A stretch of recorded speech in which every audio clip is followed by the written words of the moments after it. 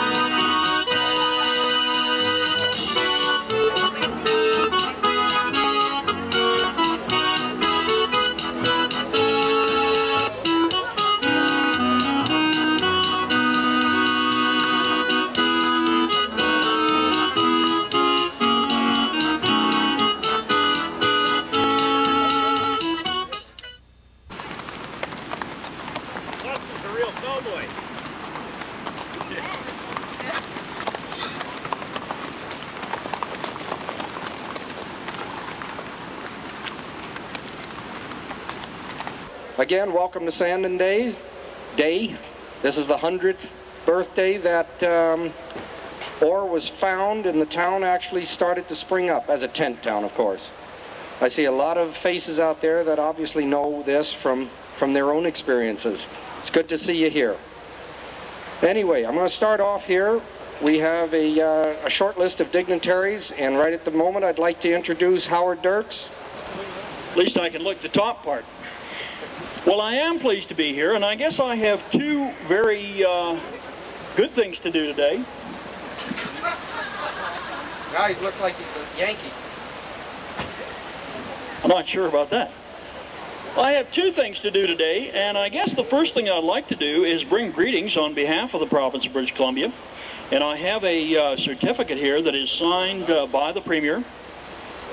And it says, the people of British Columbia and the government of the province extend to all residents of New Denver and the surrounding communities our sincere congratulations on the occasion of the second annual Sandon Day. This year's celebration historically marks the 100th anniversary of the first ore discovery in Sandon and serves to remind us all of yesterday's pioneers whose tremendous optimism and hard work resulted in the subsequent rapid growth of Sandon and the West Kootenays. Best wishes to you and your families for a thoroughly enjoyable and memorable occasion, and that's signed Rita M. Johnson, Premier. The second thing I have to say is I am very pleased to announce that under the Heritage Trust, the building, the old Slocan Mercantile Building, will be restored. And if I could get Hal Wright to come up here.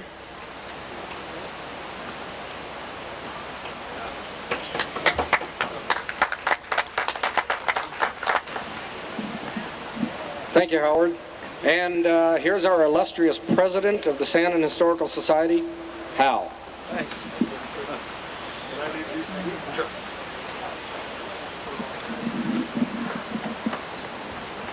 Good morning, ladies and gentlemen, and distinguished guests, everybody. I better get my notes. I get confused easily here.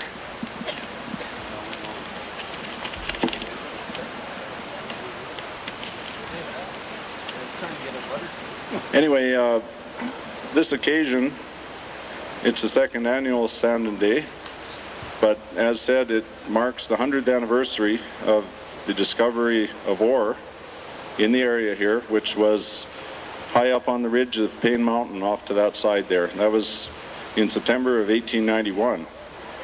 So in the following 100 years, this has become one of the most prominent silver mining regions in the world, and we're all proud of our heritage here. Anyway, it's terrific to see this number of people out, and today, and like all other days, particularly in the summer, we see all kinds of people coming up here, and it's because of a growing interest and awareness of heritage in our country. We're 100 years old now, and Canada is a young nation, but we certainly have a history to be proud of, and that's basically what we're all about here in Sandon, the Sandon Historical Society. We're attempting to preserve some of our history for future generations to see. As Howard announced, the great news for us is that the government of BC has now decided to enter into the project as well, and we're going to see restoration starting of the old brick building, which is just up the road.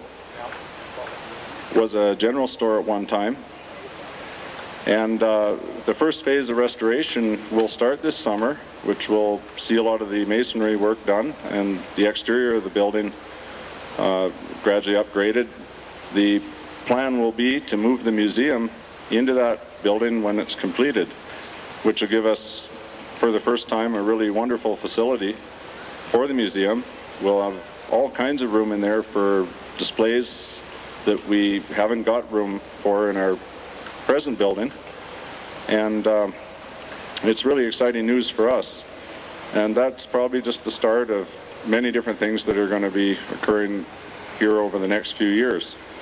While we're talking about museums, the museum is an open house as usual, and everybody take the time to go in and have a look at it. It'll be open all day, and you'll see how crammed it is, and you can imagine how nice it's going to be for us to, after 20 years basically of being in that facility, to be able to move into a larger building.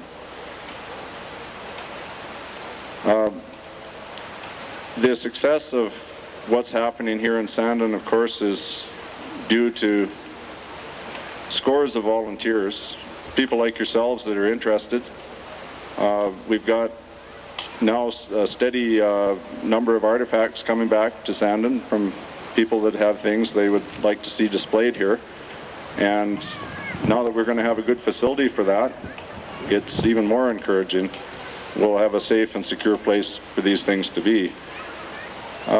People frequently ask us the question, well, what's going to happen to Sandon in the future? And that's anybody's guess, really. There's a lot of years yet to come. Right at the moment, our objectives are to preserve everything that's here and start in a small way a restoration process which will see the site tied together and made a little more interesting and easier for people to interpret. That's what will happen in the immediate future. Beyond that, it's anybody's guess. 50 years from now, who knows what we'll see here, but the main thing is that we're never going to see more deterioration of Sandon. It's on its way back, and that can occur over a lot of years. I also want to say thank you to everybody that's participated in making this event happen. Our Sandon Day committee this year is Teresa, Irene, and Veronica. They're all busy running around right now, but I'd like to say a special thanks to them and to everybody else.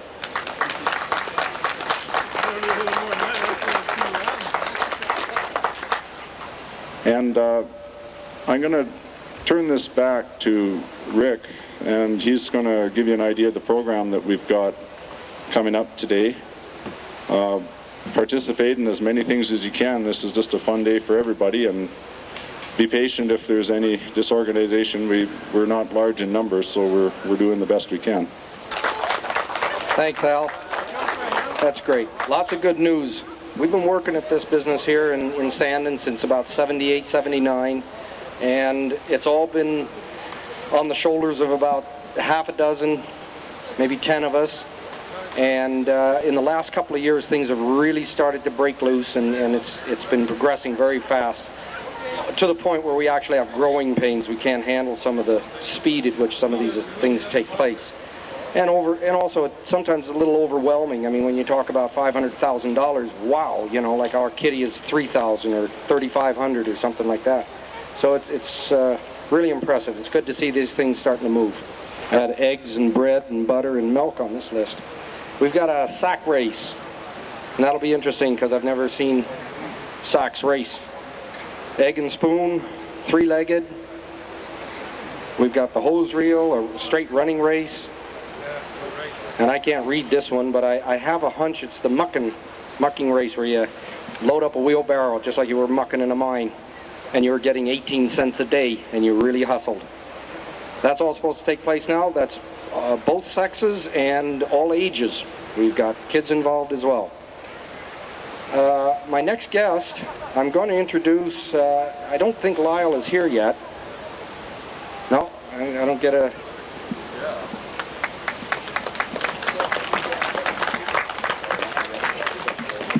Thanks, Rick.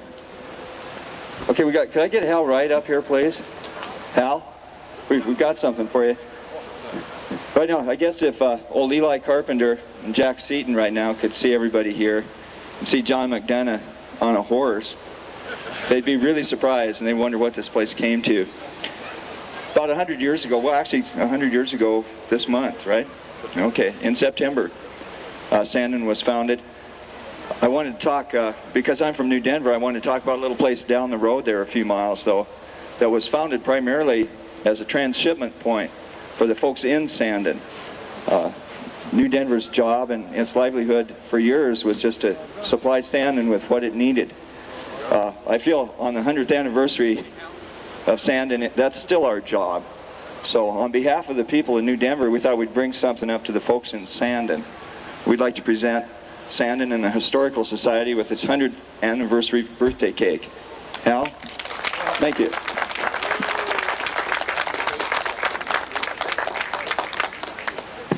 Thank you, Gary. What are the rest of you going to eat? Anyway, it looks great, and hopefully it won't fall over. Friends, it's an honor and a privilege to be in Sandon on this anniversary date. And I bring to those who put on the good show you have today from the village of Silverton our very best wishes for a continuation of Sandon days, and we're a mining village too, and we realize the tremendous amount of work that the group here must have gone to put on the display which we have here today. Today is an interesting day, and for me it's a day to reflect. We had an announcement yesterday that finally that the last operating and producing mine in Sandon will go on a care and maintenance basis as of July the 26th. So I'd like for us to take the day and look at what Hal and the Sandon Historical Society and the communities have accomplished in terms of the preservation of Sandon, but also to take the time to think about our future and the necessity of allowing the mining community access to the resources, and to realize that it isn't the end. It isn't the end of the mining community, and the necessity to be positive about our potential in mining. The number of claims, the number of large mines there's been in the Sandon Slocan area are proof that we aren't finished, that our job isn't done, and that our heritage that we're going to produce will hopefully come from the mining community once more. The only thing that there is a bit of confusion on, and I've been looking for Frank Mills. He was going to straighten Hal out on this. But I believe that this is in fact the 100th anniversary of the staking of the Payne mine. In recognition of the historic effect the 1890s mining boom on the development of the Kootenay region, Kootenay Savings commissioned trail artist Mel Gagnon to do 8 drawings to be known as the Kootenay Collection. Historical photos selected from provincial and community archives provide a moment in history artistically recorded through pencil drawings depicting 8 Kootenay towns that flourished during the mining boom. One of these towns was Sandon. Sandon was at the center of the Slocan silver boom in the 1890s. Rich silver-lead showings were discovered in the valley of Carpenter Creek in September of 1891 by Eli Carpenter and John Sandon. When news of the discovery reached mining circles in the Northwest in 1892, the area was flooded by eager prospectors seeking their fortunes. The town of Sandon was established in a wide spot in the Creek Valley and grew almost overnight to a population of 2,000 by 1897, and the town boasted 17 hotels and saloons, 2 banks, and a fire department. Rico Avenue, which is shown in the drawing, was the bustling, vibrant thoroughfare, active 24 hours a day. And Hal, if you would come up, please. On behalf of Kootenay Savings Credit Union New Denver branch, it gives us great pleasure to present this signed print to the Sandon Historical Society.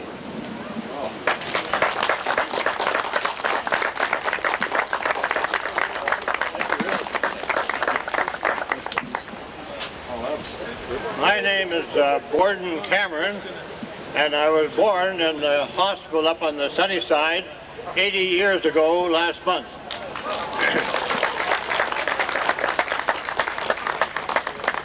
I just can't believe what I witnessed here today.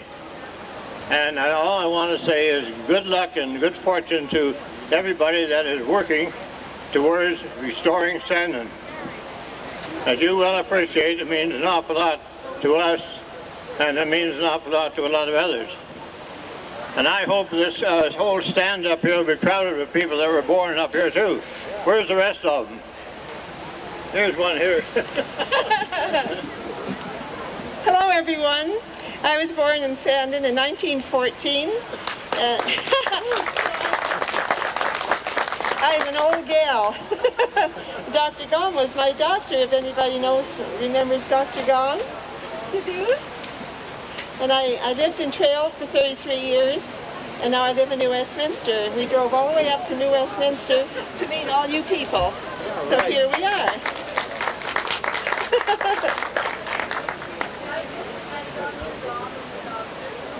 that right?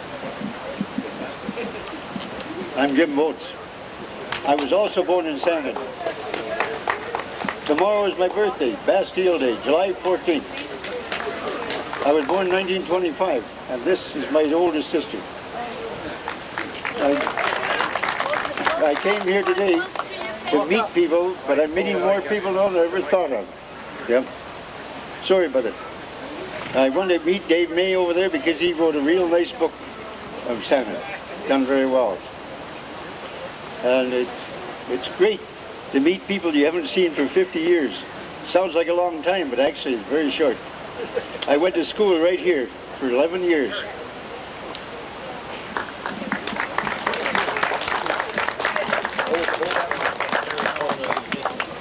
I'm Alec Crabern. I'm not Alec the Great by any chance, but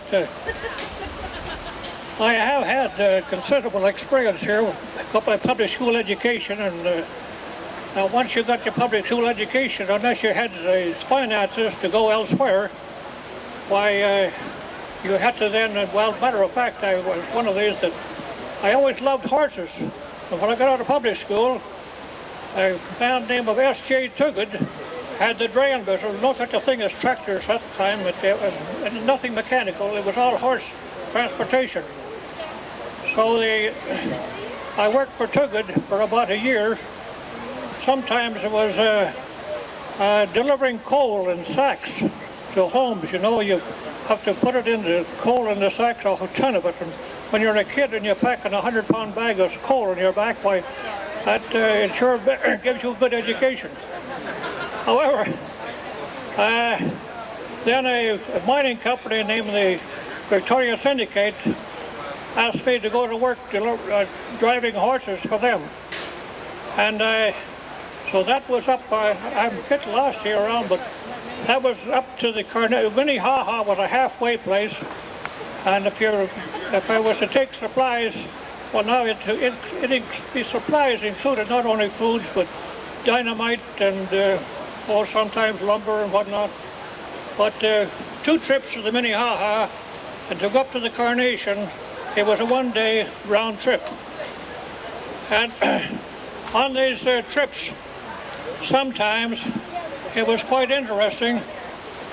On one occasion, I recall of having to go up through the Corinth Basin to a camp that they had on the far side of the mountain. And there was a Boston Bulldog belonging to the cook at the halfway place of the Minnehaha.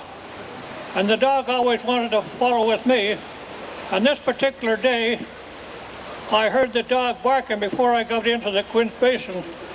And when I got in sight, I hear the dog had chased a bear. The bear was up against the tree, and the dog was dancing back and forth behind him. And the bear was flipping his paws this way, that way, to try and catch the dog. However, it took some time before I could get the dog to come back to me, so the bear would get out of the road because there's no way I could get by. However, there are many recollections of Sandon, and I want to say that thank those who are responsible for putting this occasion on today. I think it's very commendable for people to try to maintain their heritage and the life of Sandon. I thank you very much. And thank you, Oldtimers. Boy, that was great to see you, and thanks for coming all the way up from Vancouver, New West. From here, it's the same patch of grass. No, it's great. And I know there are a couple more people. I met a lady this morning, very early this morning, right around 8:30, sitting there patiently waiting for breakfast, and I haven't been able to find her. Who is this?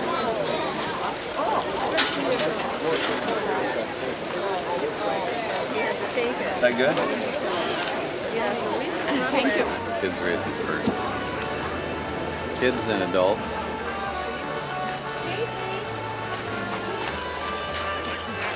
Movie cruiser. And Howard Dirks is gone.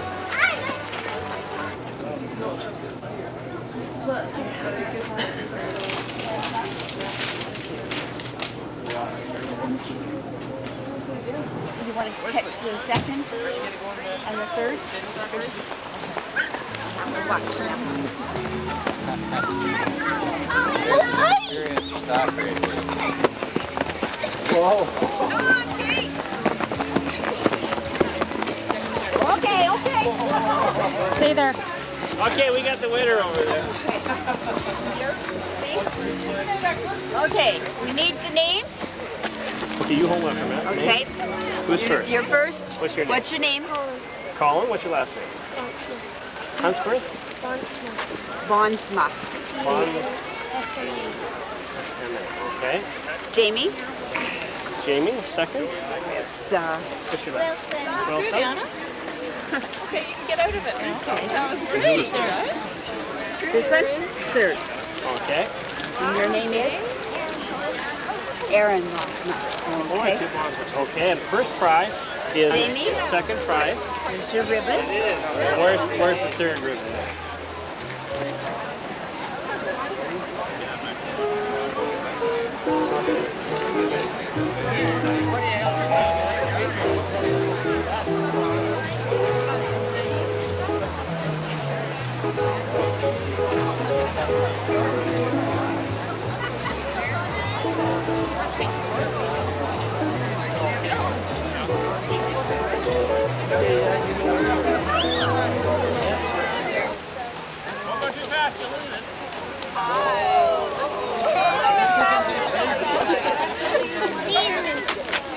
Okay, first and second.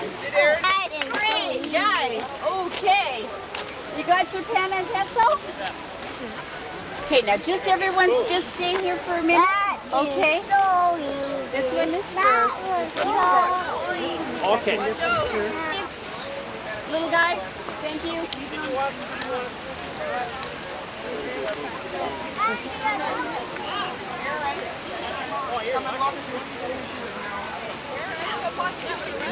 Come on, honey. You gotta have your egg. Actually, I think Jamie, because you dropped your egg. Yeah, and that one certainly got dropped. Everybody's got an owie on their egg. Hi, Jody. Yes, but Jody's gonna get there, honey. Just come here. And then I put it back on. See your egg. Got it? Now you're back. You are back.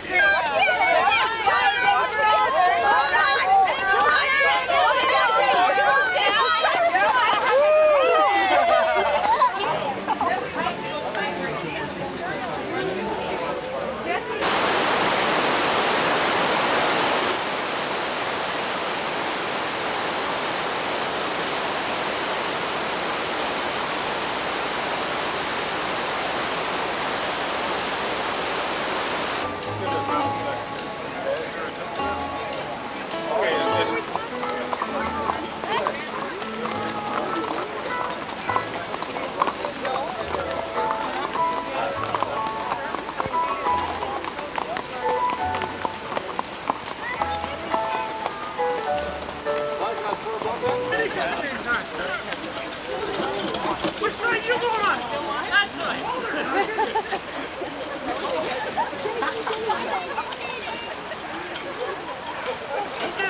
Oh, I want to ride. Okay, come on. Go, Maker. Okay. Come on. Let's sip the beer over there. I think it's a tie.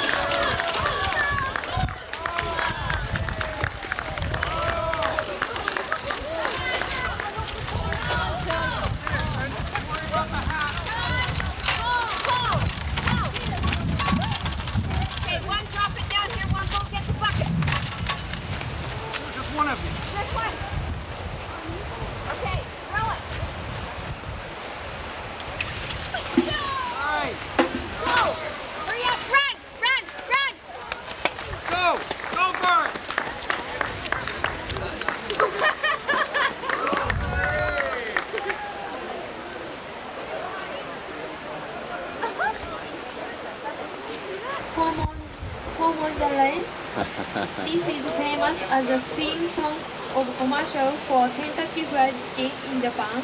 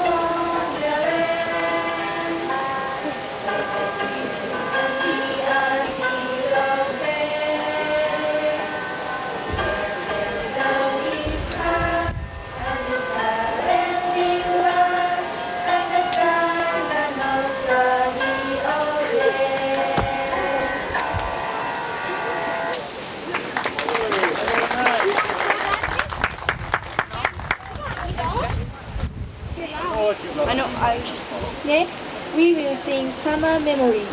This song is Japanese song and we will sing in Japanese. This song says about Oze in summer. Oze is one of the most famous flat shoes in Japan.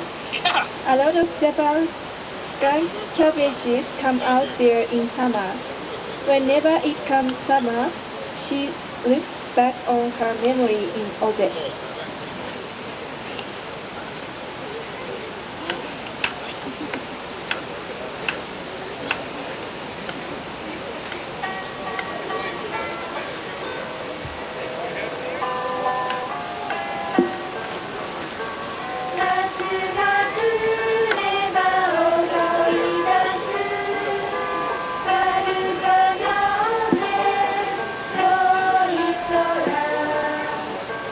We